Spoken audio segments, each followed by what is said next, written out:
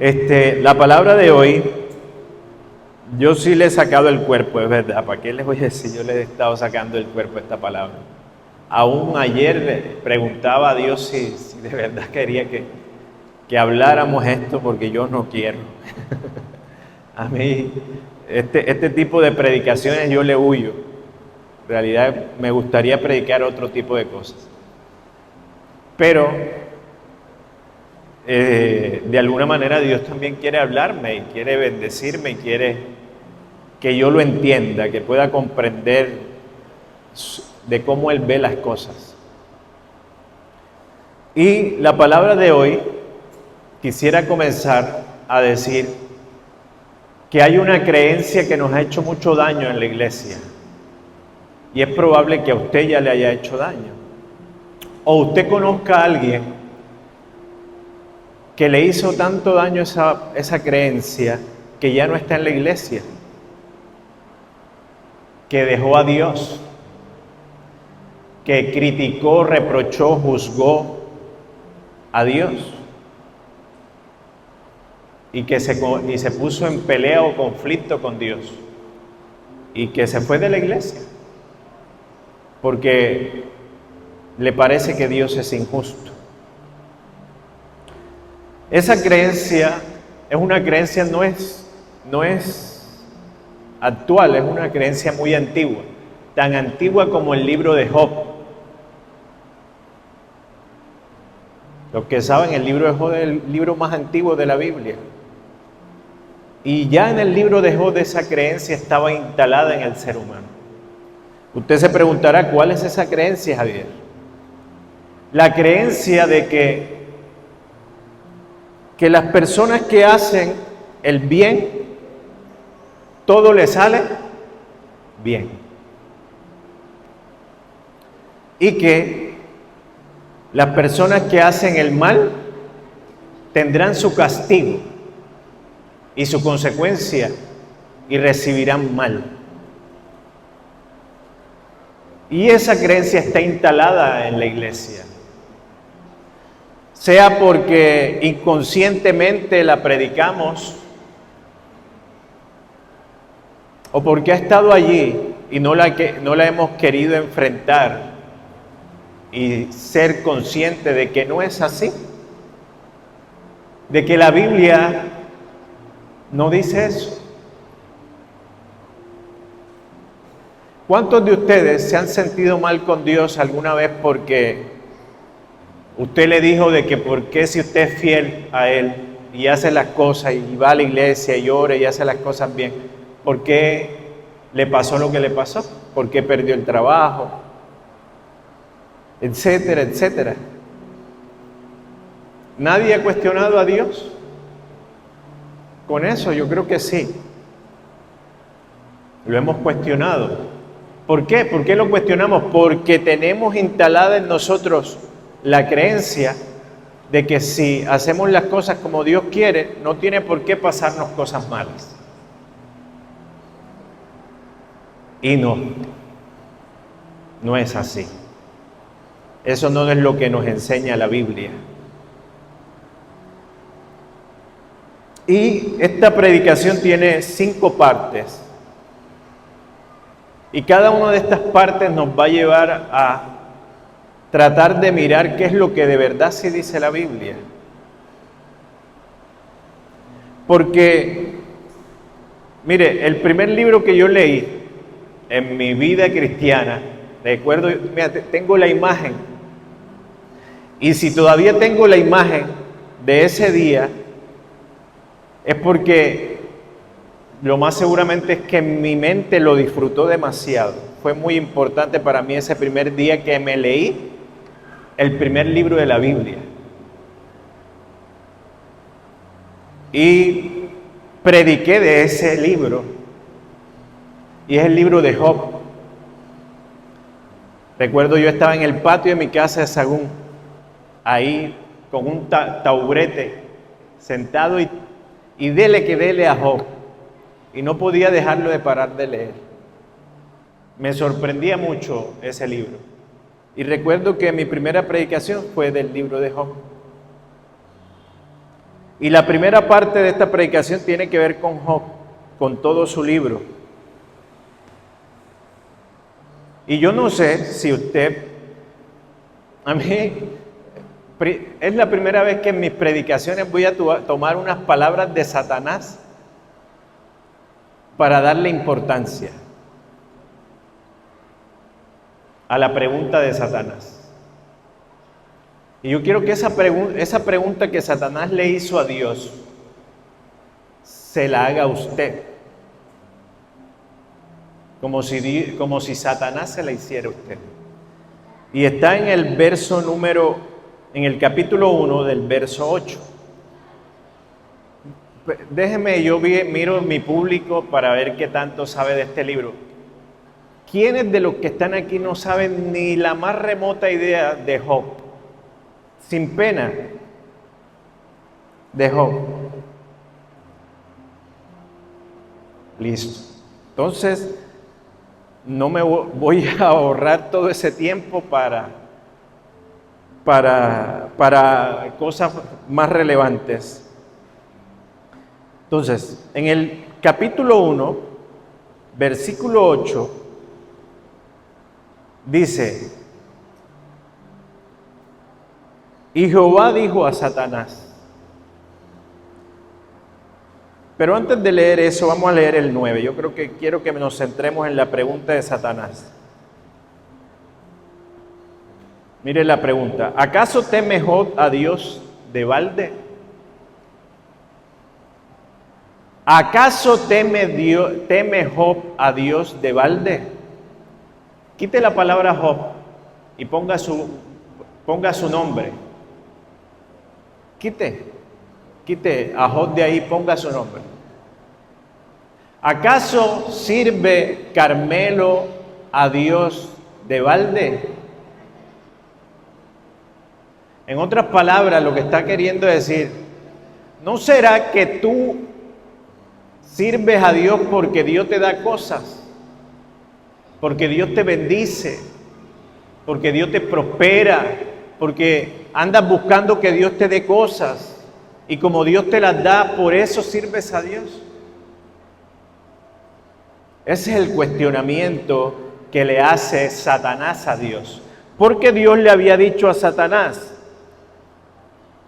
en el versículo 8, y Jehová dijo a Satanás: ¿no has considerado a mi siervo Job, que no hay otro como él en la tierra, varón perfecto y recto, temeroso de Dios y apartado del mal? ¿Qué tenemos? A un hombre como Dios le gusta.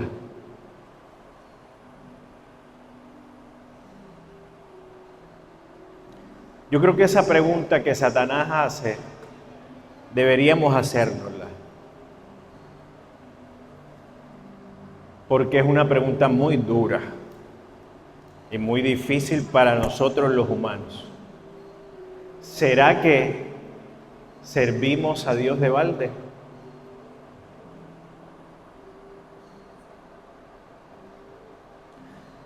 Y el libro de Job nunca dice, ni nunca responde por qué Dios dejó que Satanás lo quitara todo. Nunca responde esa pregunta. Pero al final toma la decisión Dios. ¿De qué? De que se le quite todo a Job. A todo lo que Dios le había dado. Que no era cualquier cosa. Imagínese que usted tenga 1000 cabezas de ganado, que usted tenga apartamentos aquí en Montería, apartamentos en Barranquilla, Cartagena. Imagínese que usted tiene muchas riquezas. Imagínese que usted es el hombre más rico del mundo. Y Dios, por su soberanía, permite que se le sea quitado. Y allí es cuando entra el cuestionamiento de ¿y qué hay en nuestro corazón? ¿Será que yo sí sigo a Dios porque Él es Dios, sino por lo que Él me da o me puede dar o lo que tengo? Y Job se vio en esa encrucijada. Job se le fue quitado todo. Era el hombre más rico en ese momento. Y todo es todo. Se le quitaron todos sus hijos también. La única que le quedó fue su mujer. La mujer no pudo,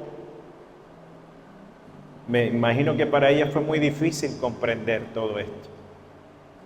Y maldijo a Dios. Pero allí Job comienza esa prueba. En el libro de Job aparecen 3 amigos de Job y vienen a visitarlo.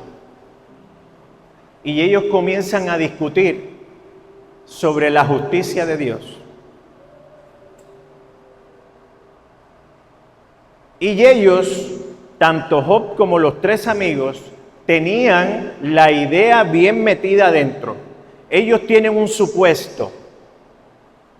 Todos ellos están de acuerdo en el supuesto de que los hombres buenos le pasan cosas buenas y que a los hombres malos son castigados. Es decir, ellos hablan desde ese supuesto, desde esa creencia. Entonces los amigos, y se puede ver en Job 4:17,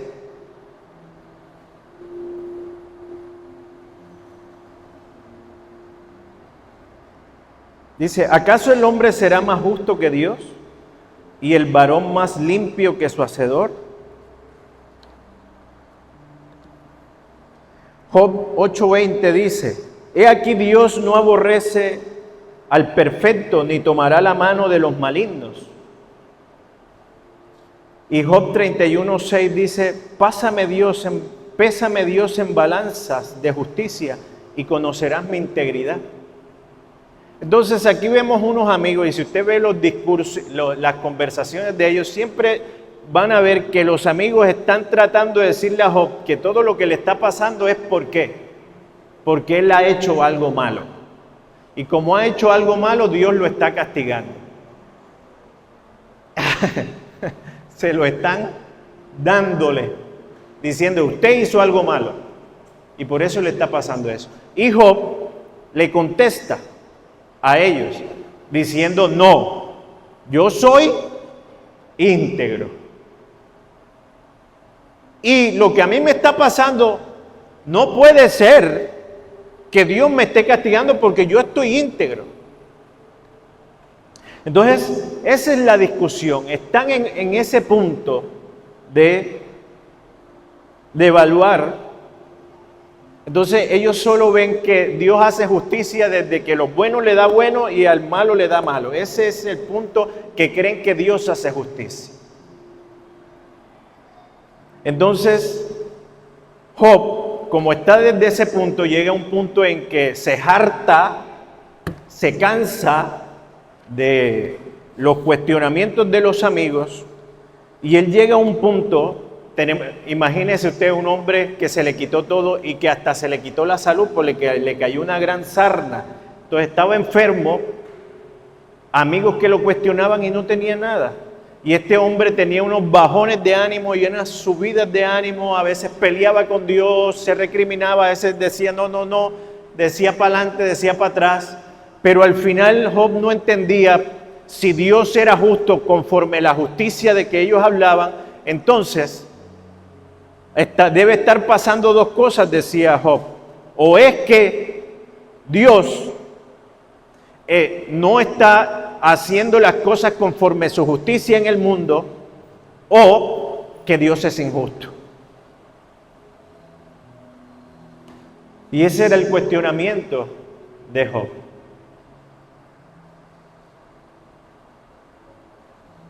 Mire, esto dice Job 9:22 al 24.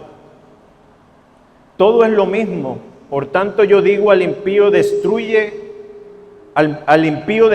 como al bueno. Si azote mata de repente, se ríe del sufrimiento de los inocentes, y la tierra es entregada en manos del impío, y él cubre el rostro de sus jueces. Si no es él, ¿quién es? ¿Dónde está? Decir, ¿dónde está Dios? ¿Por qué permite esto? ¿Será que está actuando con injusticia? ¿O qué parámetro está haciendo para permitir esto? Porque yo no he hecho nada malo. Y no es fácil, es decir, nosotros tenemos que tener cuidado y no convertirnos en los amigos de Job. Tenga cuidado cuando usted haga juicios de esa manera contra otra persona, diciéndole que le está yendo mal porque está haciendo mal. Porque ese sufrimiento no se lo deseo a nadie. Es decir, estar en una crisis donde estás perdiendo lo más valioso de tu vida no es fácil para nadie. El día que lo vivas lo vas a poder sentir. El sentir que estás perdiendo y sentir que por qué Dios no metió su mano, por qué Dios no hizo tal cosa, tantos por qué. ¿Sabe hasta qué punto llegó Job? Mire estas palabras de Job. Job capítulo 3 del 1 al 11. Y dice: después de esto abrió Job su boca y maldijo su día. Declaró Job y dijo: perezca el día en que yo nací y la noche en que se dijo varón es concebido, sea aquel día sombrío. No cuide de él Dios desde arriba, ni claridad sobre él resplandezca. Aféenlo tinieblas y sombra de muerte. Repose sobre él niebla y sombrezcanlo amarguras. Aquella noche densas tinieblas tomen por suya. No se regocije entre los días del año, ni entre el número de los meses venga. Oh, que sea estéril aquella noche y no entre en ella clamor de alegría. Maldíganla los que maldicen el día, los que se aprestan para despertar a Leviatán. Oscurezcanse las estrellas de su alba. Espere la luz y no venga, ni vea los párpados de la mañana, por cuanto no cerró las puertas del vientre donde yo estaba, ni escondió de mis ojos la miseria. Y esta es la gran pregunta de Job a Dios: ¿por qué no morí yo desde la matriz o expiré al salir del vientre? No sé si usted ha vivido un momento en el cual dice: yo mejor no debía haber nacido. ¿Yo para qué nací? Bueno, Job le hizo eso y maldijo el día de su nacimiento.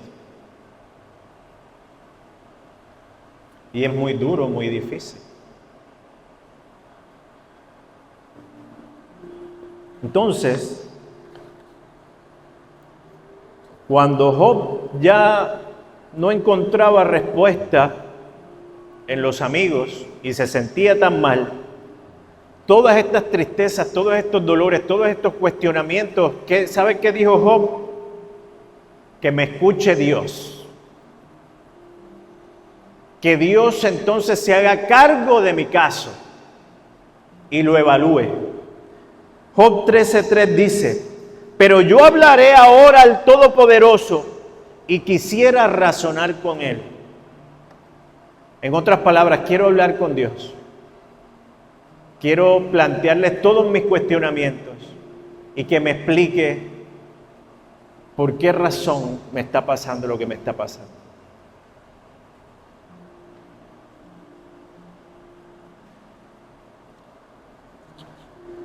Y llega Dios a hablar con él.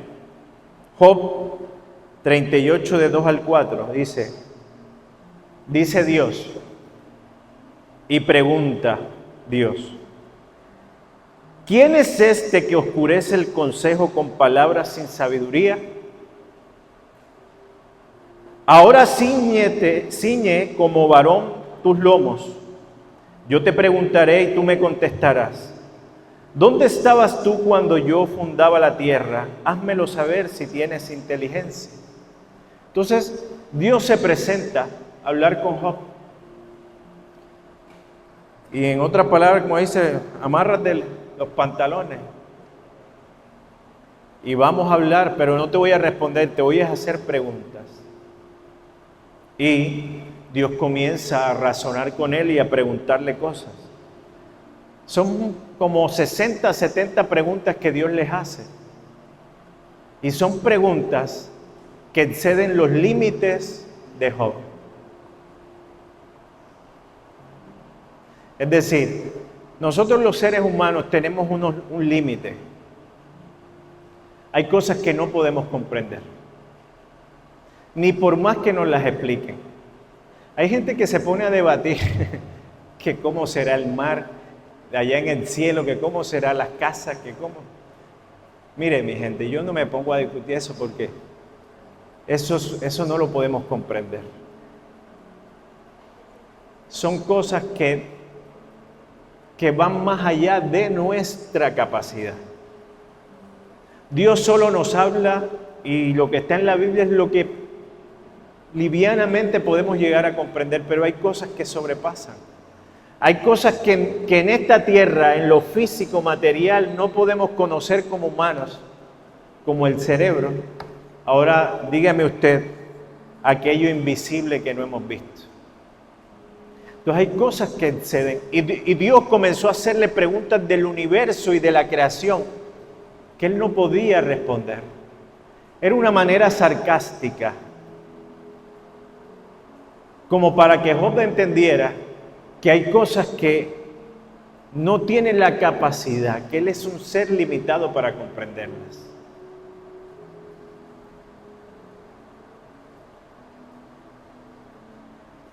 ¿Y sabe qué pasa? Que Job queda como.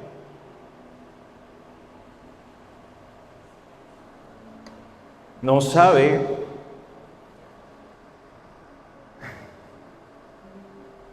Miren, Job, ahí en 47 al 8 también dice Dios, ciñe ahora como varón tus lomos, yo te preguntaré y tú me enseñarás.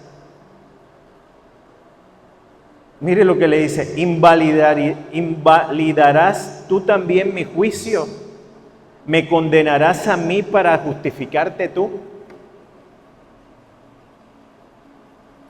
Es decir, tú limitado vas a invalidar mi posición de Dios.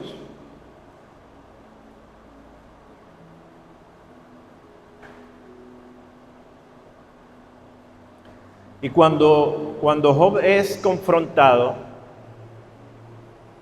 y saben, no es que Dios no le guste que nosotros le traigamos las preguntas de Job, no. Porque al final Dios termina justificando a Job. Porque los amigos de él también estaban equivocados. Dios decía, no, estos que me están defendiendo a mí, que dicen que yo evalúo las cosas de esta manera, también están errados. Así no soy yo. Yo no hago como tus amigos dicen. No es así. Así no es mi juicio. Así yo no juzgo las cosas. Entonces, si usted tiene cuestionamientos con Dios, hágalo saber. Si usted tiene rabia con Dios, hágaselo saber. Si usted está triste, está deprimido, si se siente mal con Dios, hágaselo saber. Pero al final, cuando escuches a Dios, te darás cuenta que todos tus cuestionamientos los estás haciendo como un ser humano limitado, que no comprendes la grandeza de las cosas. Mire, mi hijo, ¿sabe qué dice cuando le voy a dar el doles? O cuando lo hago que haga algo a la fuerza porque no quiere. ¿Sabe qué me dice? Que yo no lo amo. Me dice, tú no me amas. Y me dice, tú eres brusco. Debe estar escuchándome ahí porque ahí están escuchando desde la casa. Entonces, él podrá comprender que yo cuando le pongo el dólar y se lo empujo a la fuerza, él podrá comprender en su mente porque él no lo va a comprender. No lo va a comprender. Hay cosas que yo no comprendí de por qué mi mamá se opuso a una relación amorosa tanto. Después yo lo comprendí. Y ya yo le doy gracias porque llegué a esa comprensión. Entonces, en esta tierra van a haber cosas que nosotros no vamos a comprender. Y simplemente usted lo va a poder comprender cuando esté delante de Dios. O aún, como le pasó a Job. Porque entonces cuando Job se presentó con Dios, él pudo comprender. Dice Job 44. Y mire lo que dice. He aquí yo soy vil.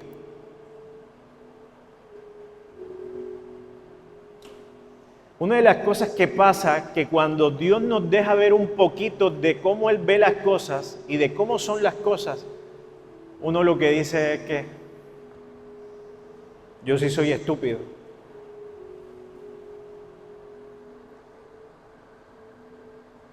Y dice, ¿qué te responderé?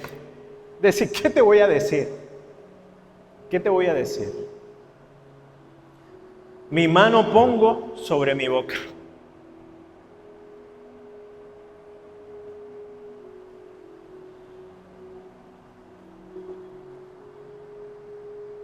En Job 42 del 1 al 6 dice, y respondió Job a Jehová y dijo, yo conozco que todo lo puedes y que no hay pensamiento que se esconda de ti.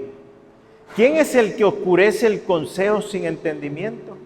Por tanto yo hablaba lo que no entendía, cosas demasiado maravillosas para mí que yo no comprendía.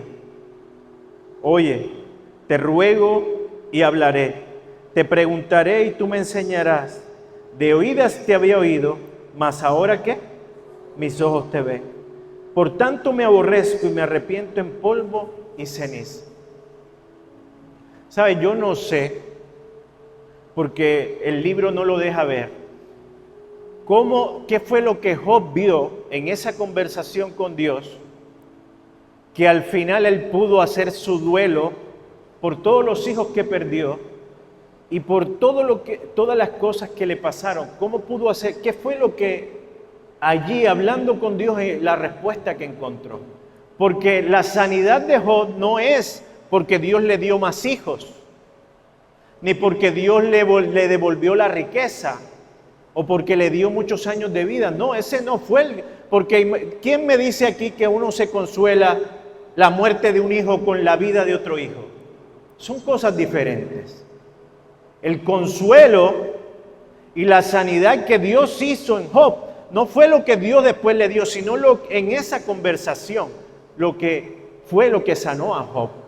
Miren que todo esto que Job dice, lo dices en el momento en que está hablando con Dios, no en el momento en cuando Dios le restituye las cosas.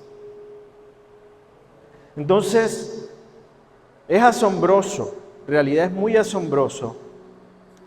Yo creo que no hay palabras para describir el sufrimiento de Job y esta experiencia.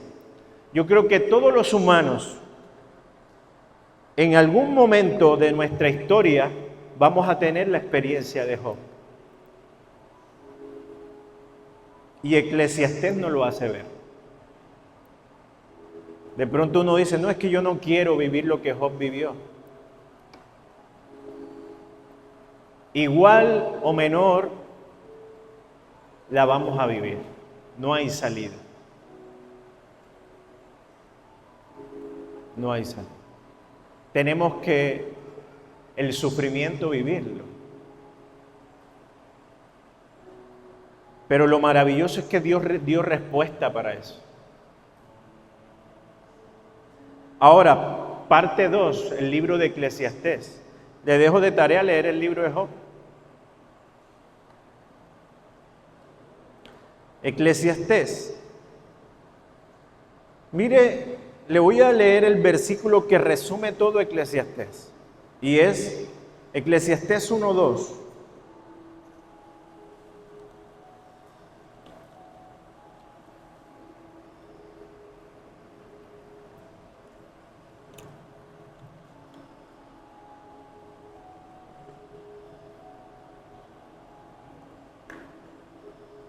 Dice, vanidad de vanidades, dijo el predicador.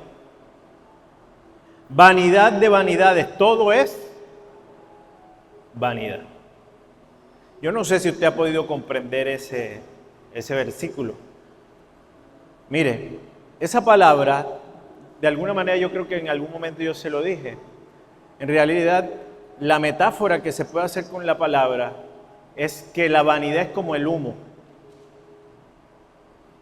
Usted lo puede ver, lo puede oler, y cuando lo quiere agarrar, se le va de sus manos. Hay otra figura que dice el salmista, es correr atrás de ¿qué? Del viento. La vanidad es un absurdo, algo que no tiene sentido. ¿Y eso cómo se ve en la vida? Usted tiene algo hoy y cuando cree que ya lo tiene, se le va. Usted puede estar muy sabroso y feliz por algo, pero cuando usted cree tenerlo agarrado, la felicidad y el placer, ¿qué? Se le fuman de la mano. Cuando usted cree tener riquezas, ¿qué pasa? Se le fuman de sus manos.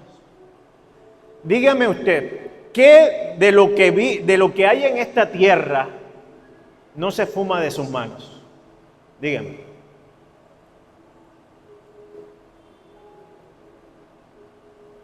Una pareja, unos hijos, unos padres, todo. Por eso es que el maestro del libro de Eclesiastés dice, todo es vanidad. Todo lo hizo hermoso en su tiempo y ha pasado y ha puesto eternidad en el corazón de ellos, sin que alcance el hombre a entender la obra que ha hecho Dios desde el principio hasta el fin. Estas dos cosas son lo que Job vivió. Job se enfrentó de que todas las vanidades se le fueron quitadas. Todas las vanidades de Job se le fueron quitadas. Tener salud es una vanidad. Vanidad es todo aquello que usted no puede controlar. Vanidad es todo aquello que cuando usted lo siente que lo agarró, se le va. Y esa es la conclusión del libro de Eclesiastés. Eclesiastés 9:11, vamos a leerlo.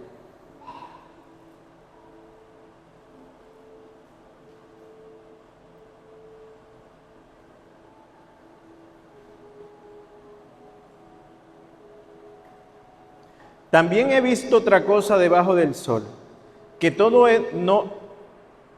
no es de los ligeros de la carrera, ni de los fuertes la guerra, ni aun de los sabios el pan, ni de los prudentes la riqueza, ni de los elocuentes el favor, sino que tiempo y ocasión acontecen a todos. El libro de Proverbios no es que esté equivocado. El libro de Proverbios siempre nos hace recordar que hacer el bien tiene su beneficio. Pero el libro de Eclesiastés aún dice que eso es vanidad. ¿Por qué? Porque se va. ¿Por qué se va? Se va. Por eso dice aquí que aún los buenos, aún los que tengan todas estas capacidades, aún ellos, esa vanidad se le va a ir. Eclesiastés 8:14 dice: hay vanidad que se hace sobre la tierra, que hay justos a quienes sucede como si hicieran obras de los impíos, y hay impíos a quienes sucede como hicieran obras de justos. Digo que esto también es vanidad.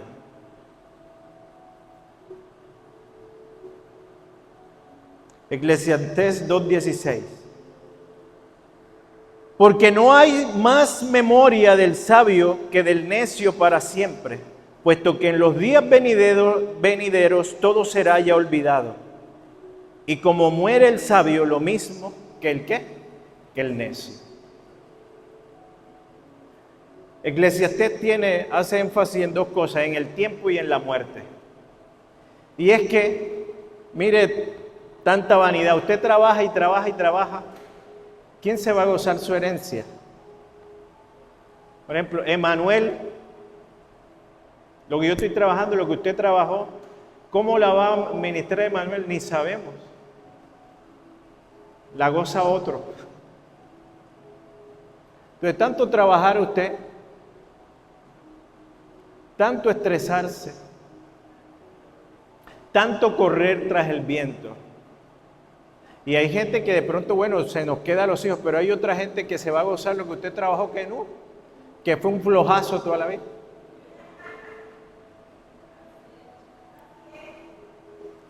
La fama es vanidad, el orgullo es vanidad, lo que usted sabe es vanidad.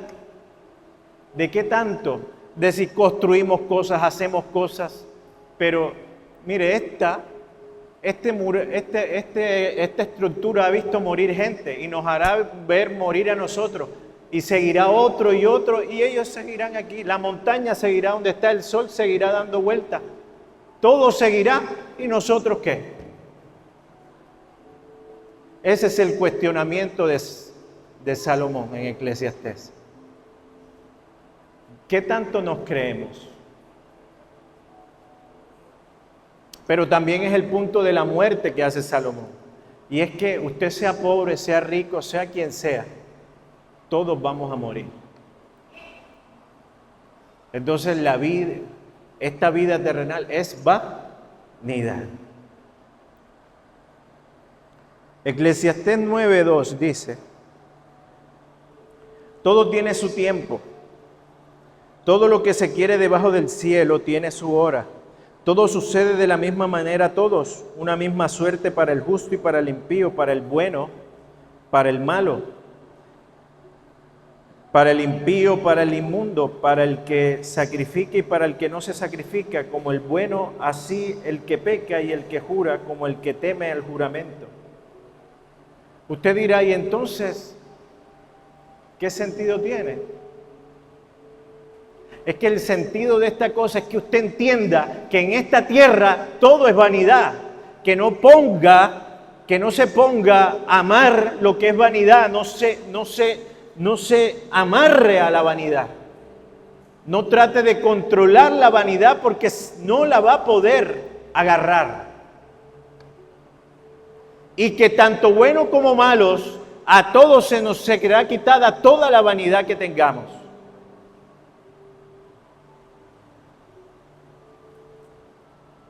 Eclesiastés 2 del 16 al 17 dice: no hay más memoria del sabio que del necio para siempre, puesto que en los días venideros todo será ya olvidado. Y como muere el sabio, lo mismo que el necio. Entonces ahí llega él y dice: aborrecí por tanto la vida, porque la obra que se hace debajo del sol me era fastidiosa, pues todo es vanidad y mi aflicción de espíritu. ¿Sabe por qué Salomón llegó a eso? Porque Salomón comenzó a buscar dónde estaba el sentido de la vida, dónde estaba la felicidad de la vida, el placer de la vida. Y buscó en mujeres, ahí dice ¿cuántas mujeres tuvo? Tomó todo lo que quiso, estuvo con las mujeres que quiso, trabajó todo lo que quiso, tuvo el dinero que quiso, tuvo el ganado que quiso, viajó lo que quiso, hizo todo lo que quiso. Y por eso él, ¿qué llegó? Llegó a sentir que todo era un absurdo y que la vida no tenía sentido. Por eso, una de las reflexiones de Eclesiastés es que usted no ponga su sentido de vida, su felicidad o su gozo en nada de esta tierra. porque por un momento lo tendrá, pero por otro momento se le irá. Todo tiene su tiempo, todo tiene su hora. Vas a tener el tiempo de disfrutar, pero vas a tener el tiempo de no disfrutar.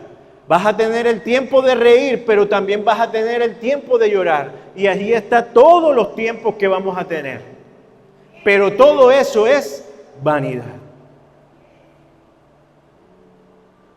Y lo que Eclesiastés quiere es que nosotros seamos conscientes de estos y vivamos disfrutando la vanidad sin aferrarnos a ella. Porque Salomón no dice que no disfrutes lo que estás bebiendo y lo que estás comiendo y el regalo que Dios te da. Lo que Salomón dice y la palabra dice es que cada momento tienes que vivirlo tal cual como Dios lo traiga a tu vida. Si Dios te dio para comer, disfrútalo. Si tienes tus hijos allí, disfrútalos. Si Dios te dio la oportunidad de viajar, disfrútalo.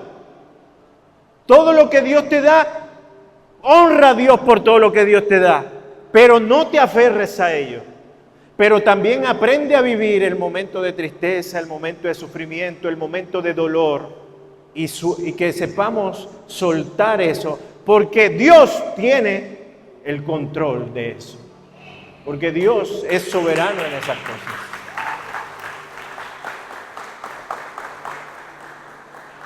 Por eso, el final del discurso de Eclesiastés es el siguiente.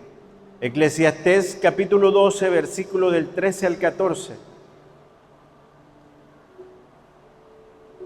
El fin de todo el discurso oído es este: teme a Dios y guarda sus mandamientos, porque esto es el todo ¿de qué?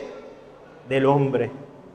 Mire que cuando decía que todo es vanidad, es decir, que eso no es nada para nosotros, pero hay algo que sí es todo para nosotros. Y el todo para nosotros es teme a Dios y guarda sus mandamientos. Porque esto es el todo del hombre. Porque Dios traerá toda obra a su juicio, juntamente con toda cosa encubierta, sea buena o sea mala. Entonces lo que Proverbio dice, que hagamos el bien, que hagamos y que nos comportemos como sabios y que hagamos lo recto y guardemos su palabra, sí tiene su bendición. Lo que pasa es que nosotros creemos que las mayores bendiciones son las riquezas, que es la salud, que es tener hijos, que estamos pensando con pensamiento de hombre humano. Esas no son las mayores riquezas. Y por eso es que sufrimos, por eso es que nos duelen cosas, porque nos sufrimos por las cosas que son vanidad.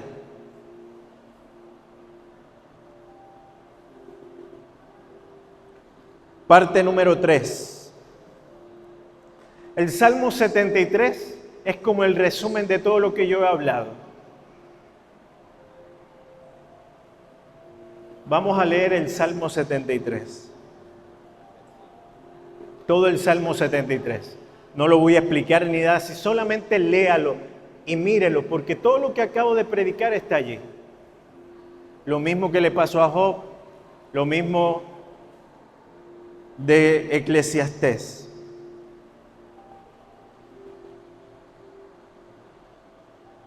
Dice, ciertamente, mire cómo arranca el salmista, y no es David, es Asaf. Ciertamente es bueno Dios para con Israel. Lo primero que dice es que Dios es bueno. Como diría la película de Dios es bueno todo el tiempo. No, bueno es Dios, todo el tiempo, bueno es Dios. Para con los limpios de corazón. En cuanto a mí, casi se me deslizaron mis pies. Por poco resbalaron mis pasos, porque tuve envidia ¿de qué? De los insensatos. Al ver la prosperidad ¿de quién? De los impíos. ¿Por qué no tienen congojas por su muerte? Y su vigor está entero. Con trabajo de los hombres no están, ni son azotados como los demás hombres. Por tanto, la soberbia los corona, se cubren de vestidos de violencia, sus ojos se saltan de grosura, logran con creces los antojos del corazón. Se mofan y hablan con maldad de hacer violencia, hablan con altanería, ponen en el cielo su boca y su lengua pasea la tierra. Por eso su pueblo vuelve aquí y aguas de lleno les son exprimidas. Y dicen, ¿cómo sabe Dios? Y hay conocimiento en el Altísimo. He aquí, estos impíos, sin ser turbados del mundo, alcanzaron riquezas. Verdaderamente, en vano he limpiado mi corazón.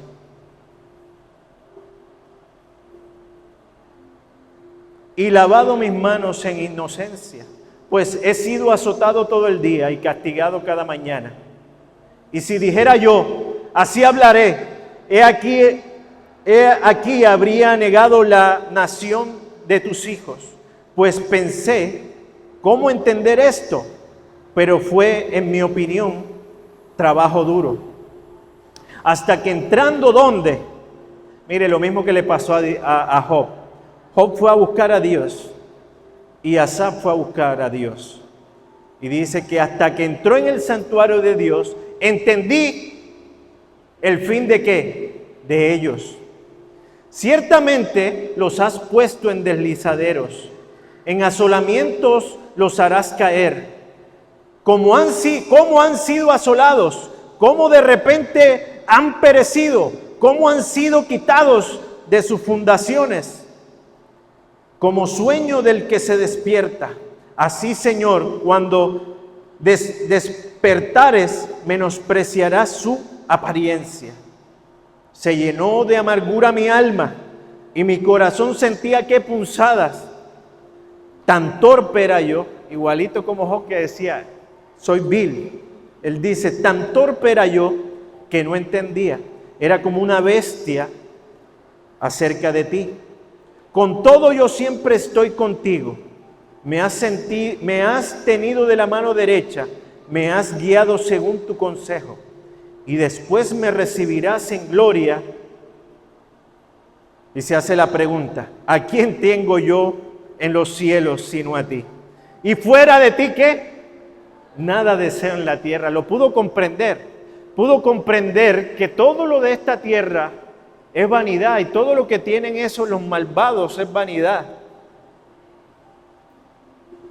Y pudo comprender que lo más preciado para él era Dios.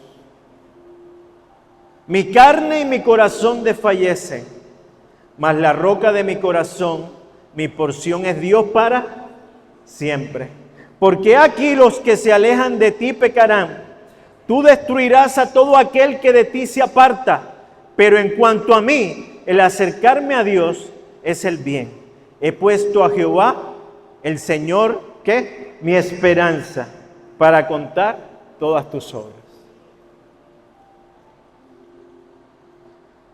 El Salmo 73 es la parte favorita de Javier Otero. Es mi texto favorito, mi salmo favorito, de hace muchos años, desde muy joven. Cuarta parte.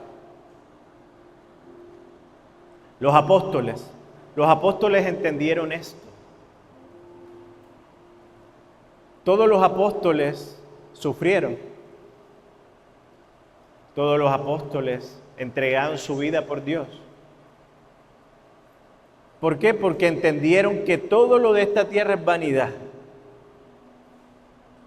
Y por tanto, ellos lograron servir a Dios.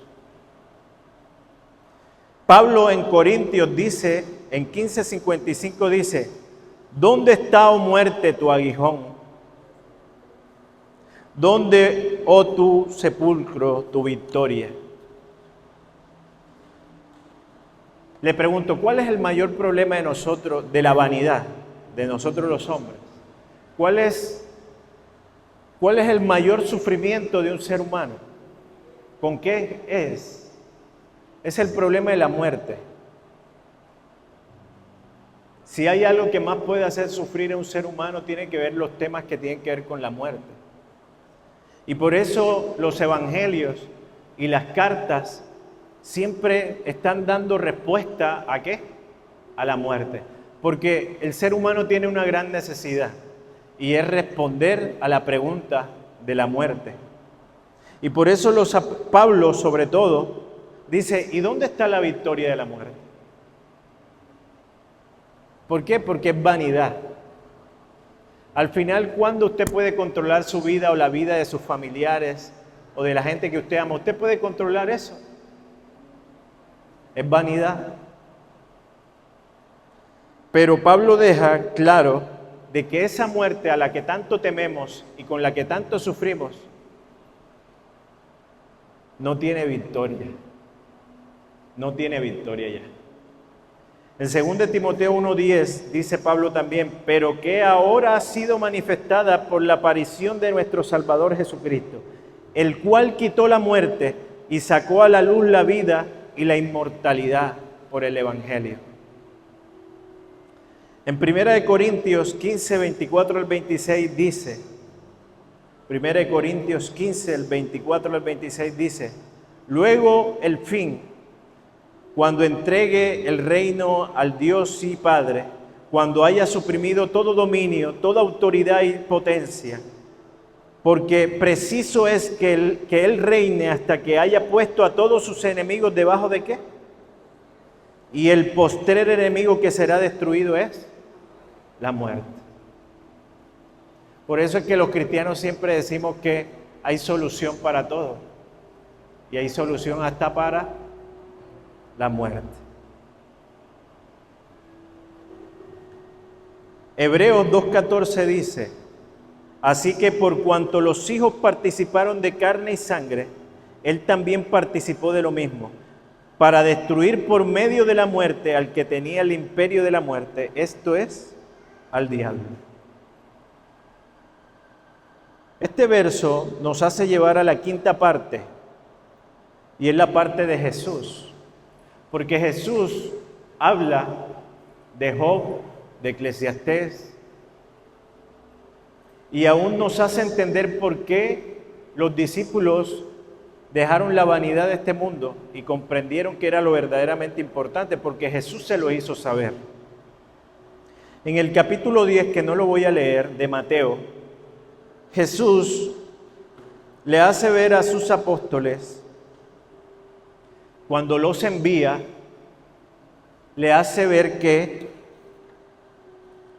vienen momentos difíciles, que esa enviada no iba a ser fácil.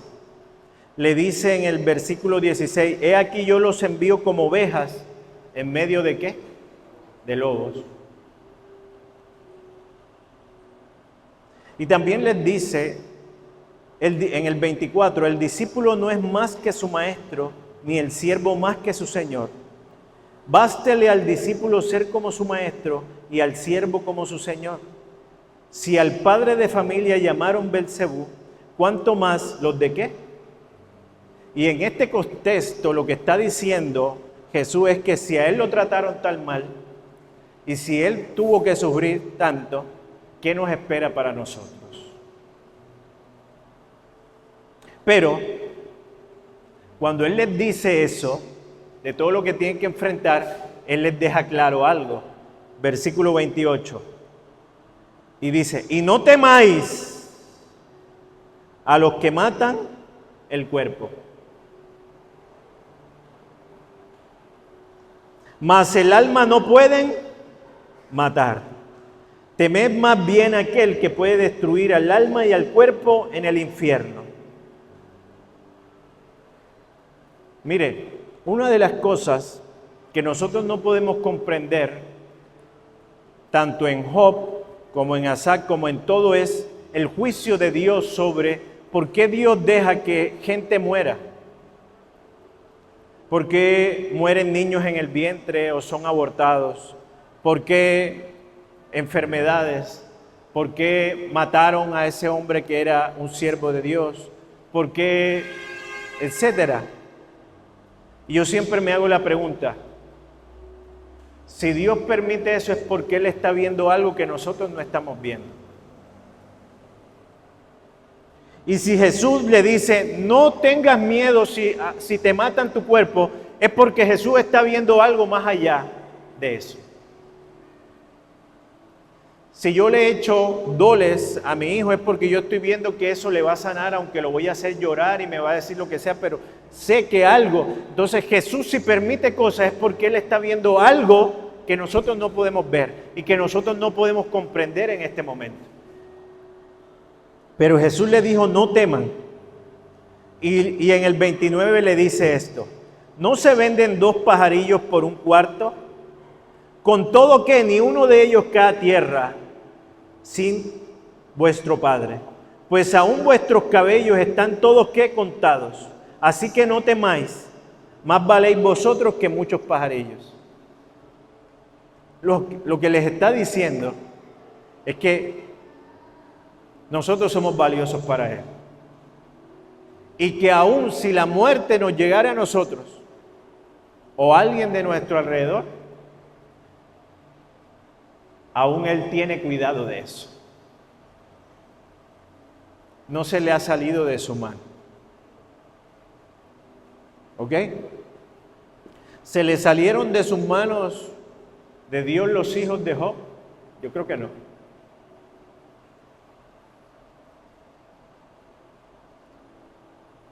Dios no es como nosotros, Dios es muy sabio. Lo que pasa es que nosotros no podemos llegar a entender eso. Y en ese mismo capítulo le dice, vuelve Jesús y le dice en el 39, el que haya su vida, la perderá. El que pierda su vida por mí, la hallará. Entonces dice que la vida es vanidad, ¿cuándo qué? Cuando la vivimos por nosotros. Pero nuestra vida ya no es vanidad y se vuelve eterna, ¿cuándo qué? Cuando damos la vida por Él. Entonces hay cosas que cuando están fuera de Dios son mera vanidad, pero cuando están puestas en Dios, Dios las vuelve eternas, como la vida. Ahora, mire lo que Jesús dice en Mateo 6, 19 al 20, que es todo lo que hemos dicho. Mateo 6, del 19 al 20. No hagáis tesoros en la tierra,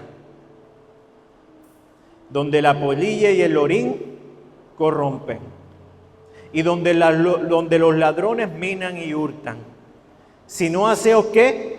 Tesoros en el cielo, donde ni la polilla ni el orín corrompen, donde ladrones no minan ni hurtan.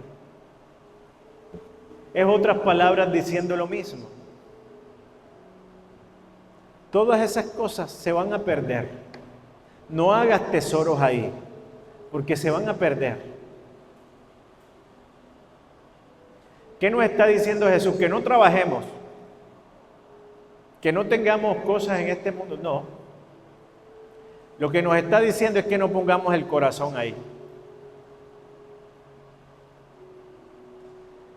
Y lo afirma Mateo 6, 25 al 34, ahí mismo. Por tanto os digo, no os afanéis por vuestra vida, qué habéis de comer o qué habéis de beber, ni por vuestro cuerpo qué habéis de vestir. ¿No es la vida más que el alimento y el cuerpo más que el vestido? Mirad las aves del cielo que no siembran ni ciegan, ni recogen en graneros, y vuestro Padre Celestial las ¿qué? Las alimenta. ¿No valéis vosotros mucho más que ellas? ¿Y quién de vosotros podrá, por mucho que se afane, añadir a su estatura un codo? Y por el vestido, ¿por qué os afanéis? Considerad los lirios del campo, cómo crecen. No trabajan ni hilan, pero os digo que ni aun Salomón con toda su gloria se vistió así como uno de ellos. Vean la vanidad ahí. Y si la hierba del campo que es hoy y mañana se echa en el horno, vanidad, Dios la viste así, ¿no hará mucho más vosotros, hombres de poca fe? No os afanéis pues diciendo qué comeremos o qué beberemos, qué vestiremos, porque los gentiles buscan todas estas cosas. Pero vuestro Padre Celestial sabe que tenéis necesidad de todas estas cosas. Mas buscad primeramente el reino de Dios y su justicia, y todas estas cosas os serán añadidas. Así que no os afanéis por el día de mañana, porque el día de mañana traerá su afán. Basta cada día su propio mal. Lucas 12, 15, 21 dice, y les dijo, Lucas 12 del 15 al 21 les dijo, mirad, guardaos de toda avaricia, porque la vida del hombre no consiste en la abundancia de los bienes que posee. También le refirió una parábola diciendo, la heredad de un hombre rico había producido mucho, y él pensaba dentro de sí diciendo, ¿qué haré? Porque no tengo dónde guardar mis frutos. Y dijo, esto haré, derribaré mis graneros y los edificaré mayores, y allí guardaré todos mis frutos y mis bienes. Y diré a mi alma, alma, muchos bienes tienes guardados para muchos años, repósate, come y bebe y regocíjate. Pero Dios le dijo, necio, esta noche vienen a pedir tu alma, y lo que has provisto, ¿de quién será? Así es el que hace para sí tesoros y no es rico ¿para qué? Con Dios. Ya voy a concluir.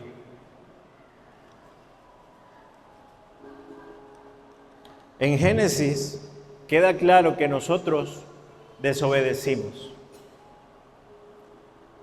Con el sudor de tu rostro comerás el pan hasta que vuelvas a la tierra, porque de ella fuiste tomado, polvo eres y polvo volverás.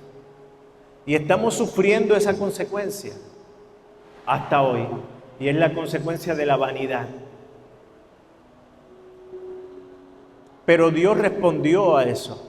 Dios sabía el sufrimiento que padecemos en este mundo, y Dios tenía que dar respuesta.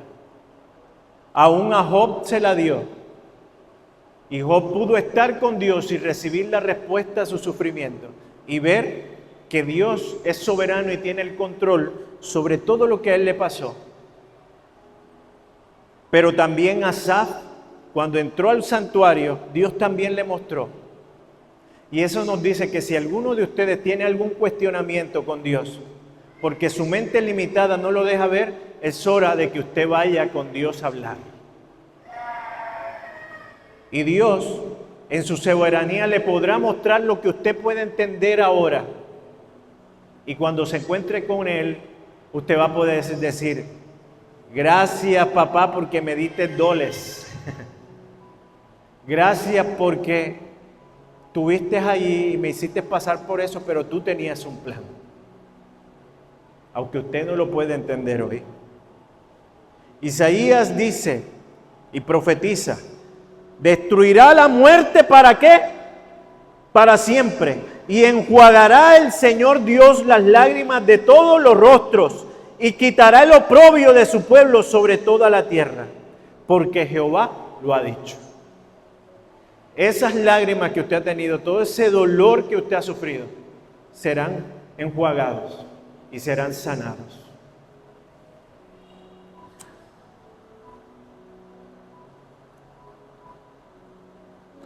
Mateo capítulo 6 versículo 19 al 20 dice, no hagáis, perdón, me equivoqué.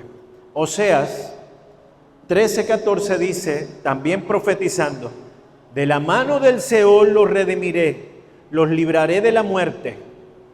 Oh muerte, yo seré tu muerte y seré tu destrucción. Oh Seol, el arrepentimiento está escondido de mis ojos. Qué lindo, ¿verdad? Así es como cuando sale el meme y Dios se pone la gafita y dice, muerte, te maté. Dios mata a la muerte.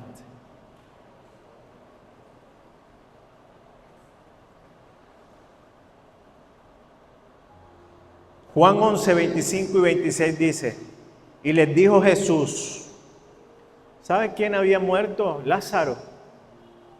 Y le dio esta palabra a las hermanas, le dijo, yo soy la resurrección y la vida, y el que cree en mí, aunque esté muerto, vivirá. Y todo aquel que vive y que en mí no morirá eternamente. Y esa pregunta es para usted. ¿Crees esto? ¿Crees esto?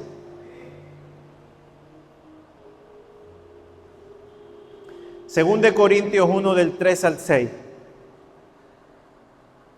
Bendito sea el Dios y Padre de nuestro Señor Jesucristo, Padre de misericordias y Dios de toda consolación, el cual nos consuela en todas nuestras tribulaciones para que podamos también nosotros consolar a los que están en cualquier tribulación, por medio de la consolación con que nosotros somos consolados por Dios. Porque de la manera que abunda en nosotros las aflicciones de Cristo, así abunda también por el mismo Cristo nuestra consolación. Y si somos atribulados es para vuestra consolación y salvación.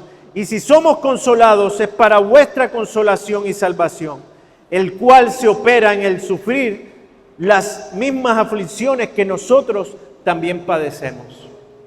Hay un ministerio que es el ministerio de la consolación. Y ese ministerio de la consolación es para llevar esperanza. Es para llevar esperanza a los hermanos que están en tribulación, en crisis. Para decirles a esos hermanos que a pesar de su tristeza y su sufrimiento, Dios es soberano y que Dios tiene el control y que nada sale de su mano y que Él es justo y bueno.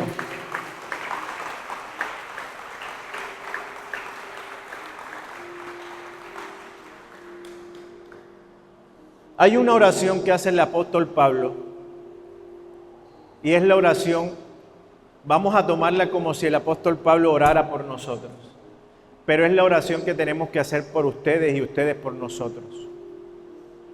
Y es esta. Efesios capítulo 1, versículo 15 al 23.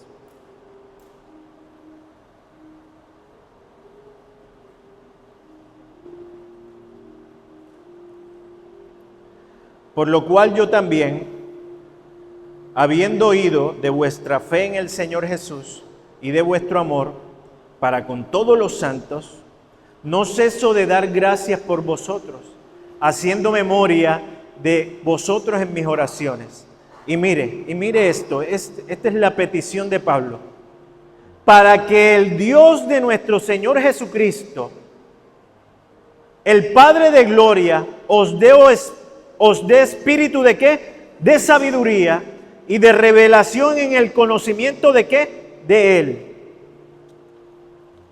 Alumbrando los ojos de vuestro entendimiento, para que sepáis cuál es la esperanza a que Él os ha llamado, y cuál es la riqueza de la gloria de su herencia en los santos, y cuál es la supereminente grandeza de su poder para con todos nosotros los que creemos, según la operación del poder de su fuerza, la cual opera en Cristo, resucitándole de los muertos y sentándole a su diestra en los lugares celestiales, sobre todo principado y autoridad y poder y señorío, y sobre todo nombre que se nombra, todo no solo en este siglo, sino también en el venidero.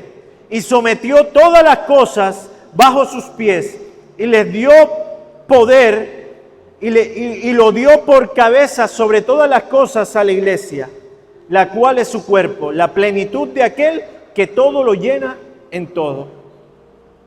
¿Saben? Nosotros tenemos que pedir mucho que Dios nos dé entendimiento y sabiduría, y que nos dé revelación, para que nosotros podamos ver como Dios ve las cosas y no como nosotros las vemos humanamente.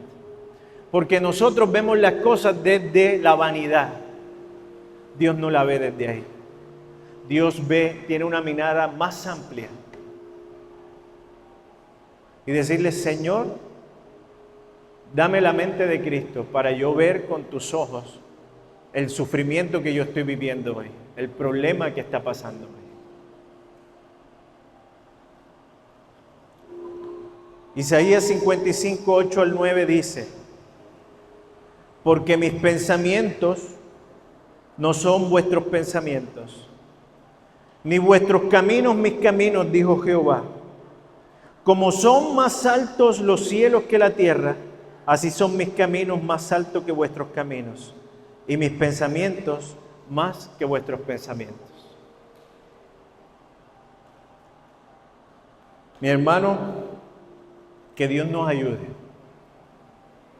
a ver conforme Él ve las cosas.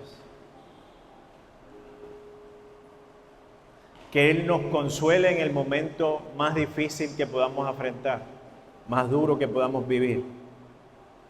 Y sobre todo pedirle, Señor, que mi fe no falte.